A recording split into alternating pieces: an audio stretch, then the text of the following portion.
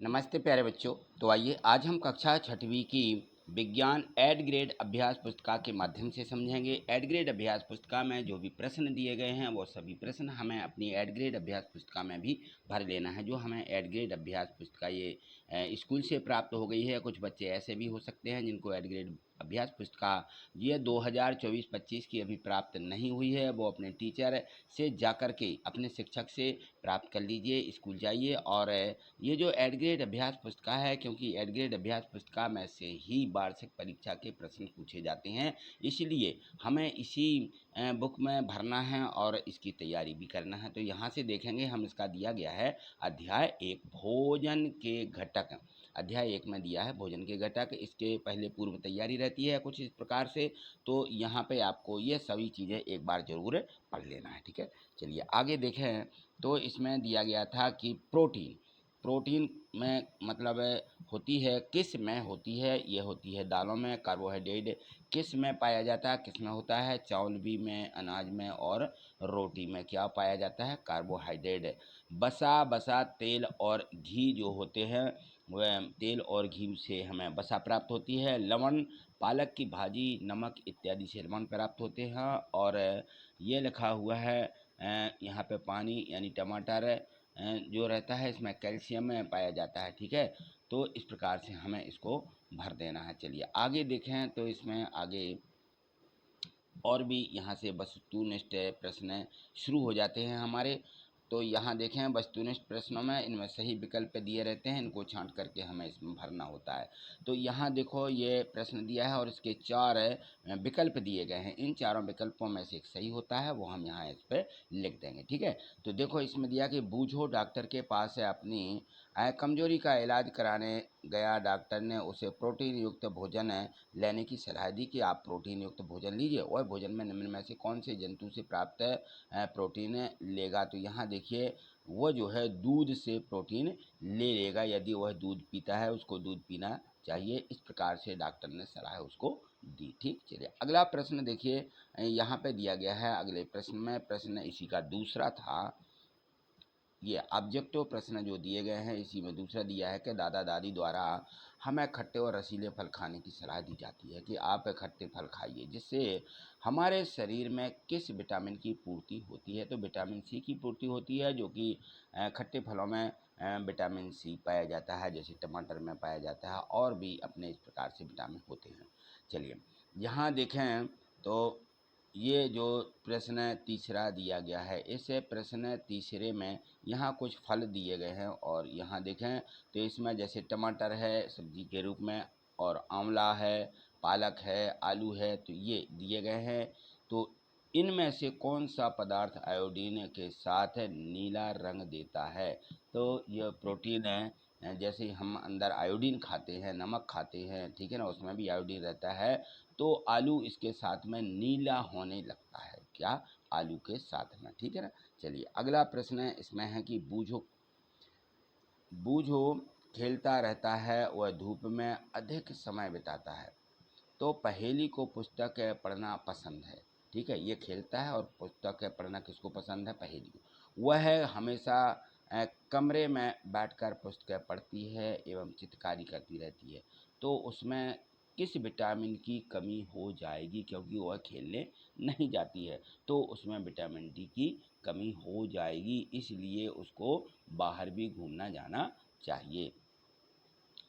प्रश्न 5वां है इसी का। आपने देखा होगा कि कुछ व्यक्तियों की गर्दन की ग्रंथियां फूल जाती हैं, ठीक है ना, आगे, जिसके कारण उसके गले में एक मोटी तथा उभरी हुई आकृति दिखाई देती है।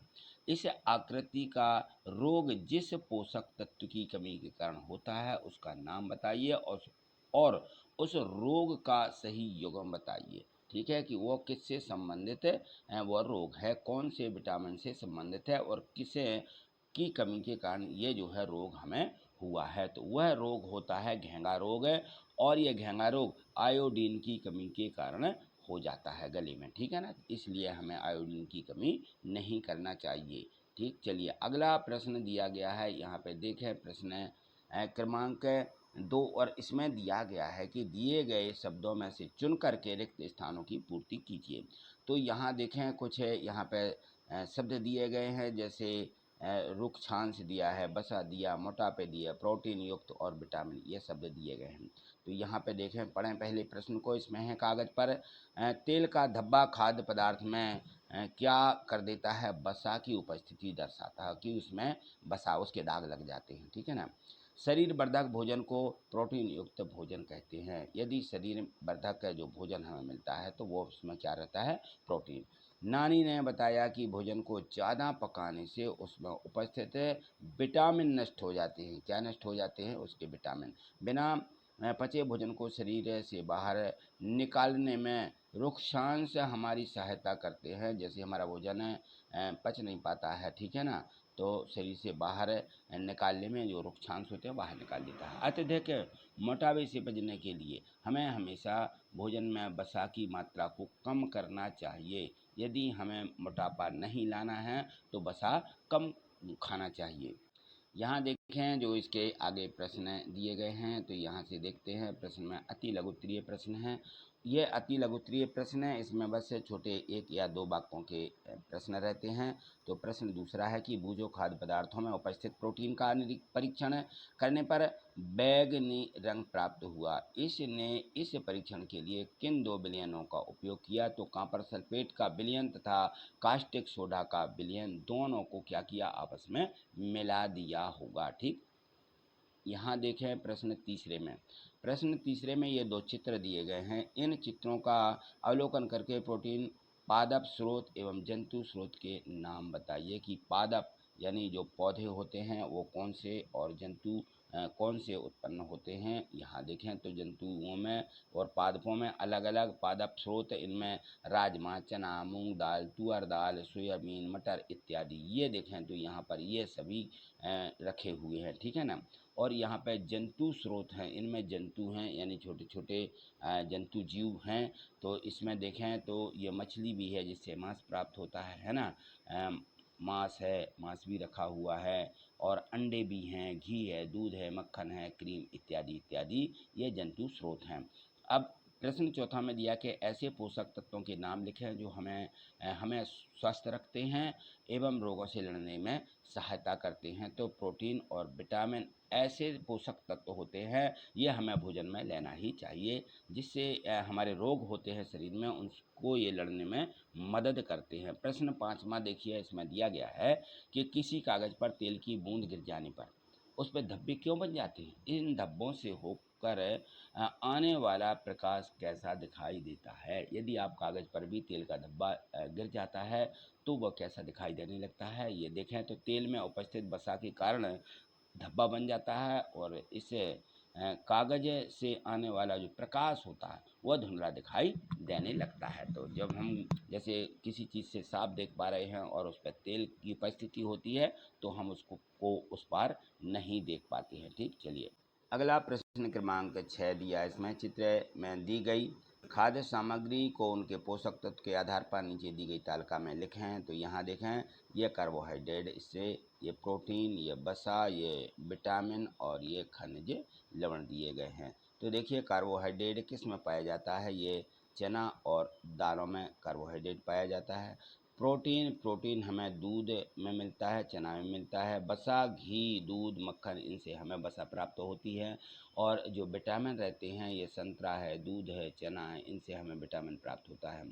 और देखिए खनिज लवण जो प्राप्त होते हैं वो दूध में भी खनिज लवण रहते हैं, पालक जो भाजी रहती है, ठीक है ना, और चना और दालों में ये खनिज लवण पाए जाते हैं, ठीक। तो इनको ज़रूर हमें भोजन के साथ में लेना पड़ता है।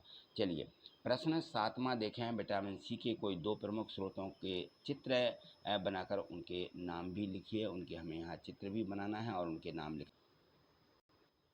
तो प्रश्न क्रमांक जो 7 दिया गया है, 7 में है कि विटामिन सी के कोई 2 प्रमुख स्रोतों के चित्र बनाकर उनके नाम लिखिए। तो जो स्रोत हैं, जैसे मान लो यहाँ पर हमने चित्र बनाया है, यह है संतरे का, इसका नाम है संतरा, ठीक है ना। और यहाँ टमाटर बना दिया है, ये टमाटर, इसका नाम है स्रोत का, ठीक है ना जी। कहाँ से? मतलब इनमें विटामिन सी मिलता है दोनों में, ठीक है ना, संतरा में और टमाटर में।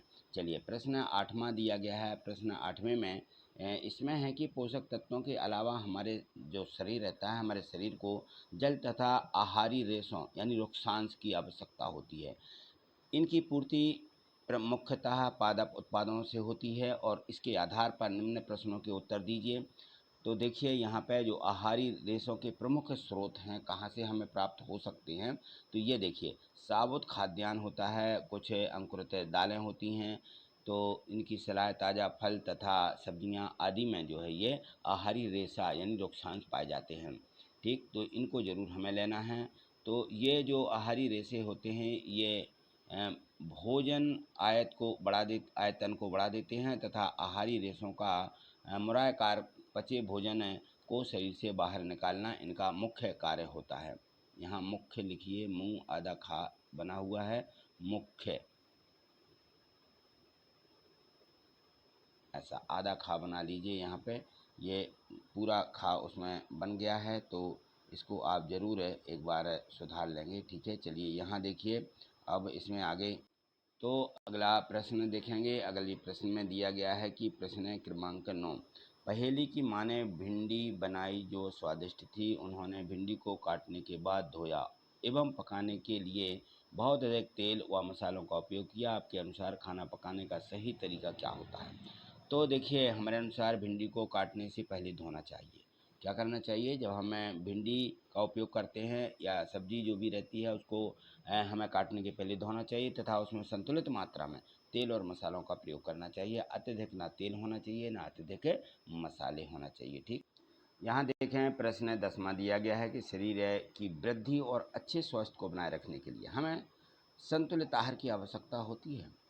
क्या कोई व्यक्ति अल्प व्यय में भी संतुलित आहार ले सकता है? तो देखिए थोड़ा थोड़ा अल्प व्यय यानी बहुत कम मात्रा में भी। तो देखिए हाँ, यदि कोई व्यक्ति अल्प व्यय लेना चाहता है तो उसमें संतुलित आहार ले सकता है, जैसे दालें हैं, मूंगफली, सोयाबीन, अंकुरित बीज होते हैं, इडली है, मिक्स रोटी है, केला, पालक, सत्तू, गुड़, सब्जियां तथा इसी प्रकार के अन्य भोज्य पदार्थ ग्रहण कर सकता है। ठीक है, तो ये दिया था इसमें अल्प व्यय माने बहुत कम मात्रा में उनका वो होना चाहिए, खाना चाहिए। यहाँ देखें प्रश्न 11वां दिया है।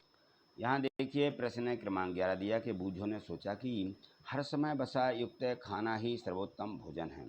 तो बताइए क्या बूझों की यह सोच सही है? नहीं, यह सोच सही नहीं है, क्योंकि इस प्रकार के भोजन से हमारे शरीर में वसा जमा हो जाती है जो कि हमारे शरीर को नुकसानदायक होती है। हमें हमेशा जो है वसा युक्त भोजन ही नहीं करना चाहिए, जो है हमें सभी विटामिनों युक्त भोजन करना चाहिए। अत्यधिक वसा युक्त भोजन का क्या प्रभाव होगा? तो देखिए वसा युक्त भोजन से हमारा शरीर आलसी हो जाता है। क्या हो जाता है? आलसी, तथा मोटापा आ जाएगा और हम रोगग्रस्त हो जाएंगे। कुछ वसा युक्त भोजन के नाम लिखें। तो देखिए मूंगफली है, तिल है, सरसों का तेल है, नारियल का तेल इत्यादि इत्यादि। ये जो हैं कौन से भोजन होते हैं? वसा युक्त भोजन कहलाते हैं। चलिए अगला प्रश्न 12वां। यहाँ देखिए प्रश्न 12वां में दिया कि दी गई तालिका में विटामिन और खनिज लवणों के अभाव के कारण होने वाले रोग विकारों के नाम और मुख्य लक्षण लिखकर तालिका की पूर्ति कीजिए। तो यहाँ देखें इस कॉलम में विटामिन दिए गए हैं और यहाँ पर रोग विकारों के नाम और रोग के लक्षण लिखना है कि ये कौन सा रोग है और इस रोग में कौन सा लक्षण दिखाई देने लगता है। तो देखिए यह विटामिन है लोहा। लोहा की कमी के कारण या अत्यधिकता के कारण अरक्तता का रोग हो जाता है जो कि हमें कमजोरी लाता है। आयोडीन, आयोडीन की कमी से घेंगा रोग होता है। कौन सा रोग? घेंघा, घेंगा या गाइटर भी बोलते हैं इसको। तो ये गाइटर है और ये इसमें क्या होता है? गर्दन की ग्रंथि फूल जाती है, तो समझ लीजिए कि हमें घेंगा रोग हो गया है। कैल्शियम, कैल्शियम की कमी से अस्थियाँ और हमारे जो दंत क्षय का रोग होता है और उसमें कमज़ोर अस्थियाँ हो जाती हैं और दांतों में जो है सूजन आ जाती है या दांत गिरने लगते हैं। विटामिन ए, विटामिन ए में क्षीणता या दृष्टिहीनता। यदि विटामिन ए की कमी होती है तो यह क्या दृष्टिहीनता का रोग होता है और उसमें कमज़ोर दृष्टि बहुत कम दिखने लगता है। विटामिन बी, इसमें बेरी का रोग होता है। इसमें दुर्बल मांसपेशियां और काम करने की ऊर्जा में भी कमी हो जाती है। तो हमें ये सब विटामिन दिए गए, इन सब विटामिनों के लक्षण दिए गए कि इन विटामिनों की कमी से कौन सा रोग होता है। यहाँ देखिए प्रश्न 13वां में एक संतुलित आहार युक्त भोज्य पदार्थ है की थाली का चित्र बनाइए। तो ये देखिए ये थाली आपको इस प्रकार से बना देना है और उसमें विटामिन सी, विटामिन ए, वसा, प्रोटीन, कार्बोहाइड्रेट, लोहा, कैल्शियम उपस्थित होना चाहिए। तो इस थाली में आप इस प्रकार से बना सकते हो और देख सकते हो कि ये यहाँ पे कुछ खाद्य पदार्थ इस प्रकार से रखे हुए हैं। टमाटर है, पालक है, गोभी है, इत्यादि इत्यादि। ठीक है ना, ये सभी आप इस प्रकार से इस थाली में इस प्रकार से बना सकते हैं। ठीक। प्रश्न है 14वां, देखिए कि चित्र को देख करके बताएं कि व्यक्ति किस रोग से ग्रसित है और वह डॉक्टर उसे भोजन में कौन से पोषक तत्व लेने की सलाह देता है। तो यहाँ देखें ये कुछ चित्र दिए गए हैं और रोग का नाम भी दिया है। ये अब हमें इनको देख करके बताना है कि ये जो चित्र बना हुआ है इसको कौन सा रोग हो गया है और इसमें को आवश्यक आहार क्या, कौन सी कमी हो गई है, कौन से आहार की कमी है। तो यहाँ देखें इनको चश्मा लगने लगा, ये चश्मा लगाए हुए हैं, यानी इनमें कौन सी क्षीणता या दृष्टिहीनता का रोग हो गया है और ये विटामिन ए की कमी के कारण हुआ है। इन्हें घेंगा रोग हो गया है, कौन सा, घेंघा, घाल बनाइए यहाँ पे, घेंगा या गाइटर बोलते हैं। तो इनको घेंगा रोग गले में हो गया है। देखिए गले में बहुत ज़्यादा सूजन है ना। तो इसलिए ये किसकी कमी के कारण हुआ, आयोडीन की कमी के कारण हुआ है। और यहाँ देखें ये जो चित्र दिख रहा है ये व्यक्ति लेटा हुआ है, अरक्ता का रोग की कमी हो गई, माने इसको रोग है और ये लोहा की कमी के कारण हुआ है। इनको देखो बहुत ज़्यादा पेट फूल गया, पूरा शरीर मोटापा है इनके लिए। तो ये वसा की अत्यधिक मात्रा इनके लिए, तो ये इनको वसा कम करना चाहिए। और ये देखें यहाँ रिकेट्स रोग होता है, ये विटामिन डी की कमी के कारण होता है। ये रीढ़ की हड्डी जो यहाँ पे ये कमर दर्द बता रहा है कि मेरी कमर में बहुत ज़्यादा दर्द, ये रिकेट्स रोग होता है। ठीक है, चलिए आगे देखें, आगे दिया गया है इसमें अगला इसी का प्रश्न। तो देखें यहाँ पे प्रोजेक्ट कार्य दिए गए हैं। ठीक है, प्रश्न इसमें नहीं है, आगे ये प्रोजेक्ट कार्य हमें करने को दिए जाते हैं। प्रोजेक्ट कार्य भी हमारी वार्षिक परीक्षा में कम से कम इसमें 20 अंक का प्रोजेक्ट कार्य पूछा जाता है, इनको जरूर करते चलिएगा। तो यहाँ देखें विभिन्न प्रकार के भोज्य पदार्थों की सूची बना करके पोषक तत्वों की सारणी के अनुसार लिखिए। तो ये हमें परीक्षा में प्रश्न पूछा जा सकता है। तो यहाँ पे हम भोज्य पदार्थों के नाम और इनमें उपलब्ध पोषक तत्व, कार्बोहाइड्रेट हुआ, वसा हुई, प्रोटीन, खनिज पदार्थ, ये हमें इनके सामने लिखना है। तो दूध में क्या पाया जाता है, वसा पाया जाता है या वसा होता है। मछली में प्रोटीन, सोयाबीन से भी हमें प्रोटीन मिल जाता है। शकरकंद से कार्बोहाइड्रेट, पालक से खनिज पदार्थ, नमक से भी खनिज पदार्थ मिलते हैं। पनीर जो रहता है इससे प्रोटीन मिलती है। मांस में भी प्रोटीन होता है। मक्खन, इसमें वसा होती है। चना, इनमें प्रोटीन पाया जाता है। ठीक, आगे देखिए अगला जो प्रोजेक्ट कार्य है 2 दिया गया है। प्रोजेक्ट कार्य 2 में पूछा गया है कि भोजन में प्रोटीन के कोई 4 पादप स्रोत और कोई 4 जंतु स्रोतों के नाम लिख करके दिए गए स्थानों पर, जो यहाँ पे जगह दी गई है, उचित स्थानों पर लिखिए। तो इनके चित्र भी हमें बनाना है या चिपका देना है और उनके नाम भी लिखना है। तो यहाँ देखिए ये नाम है चना देखिए चने का चित्र इस प्रकार से रहेगा। ठीक है, जंतुओं में ये मांस, ठीक है ना, तो मांस का चित्र इस प्रकार से कर देना है। ये राजमा आपने देखा ही होगा बाजार में। ये मछली का चित्र यहाँ पे आपको इस प्रकार से बना देना है। चलिए आगे देखें तो ये टमाटर है, मटर रहती है यानी बटरा जिसको बोला जाता है। ये दूध है, गिलास बना है उसमें दूध भर दें।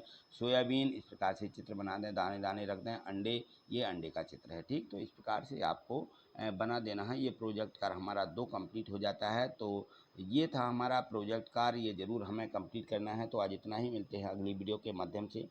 यदि आप आगे इसी प्रकार के सभी पाठों को और सभी विषयों को देखना चाहते हैं तो इस चैनल को सब्सक्राइब करके रखिए, जिससे कि आगे की जैसे वीडियो आती है वो आपके चैनल पर आपको सबसे पहले दिखने लगेगी। और प्रत्येक वीडियो को लाइक अवश्य करते चलना है। ठीक है, आज इतना ही। थैंक यू, धन्यवाद।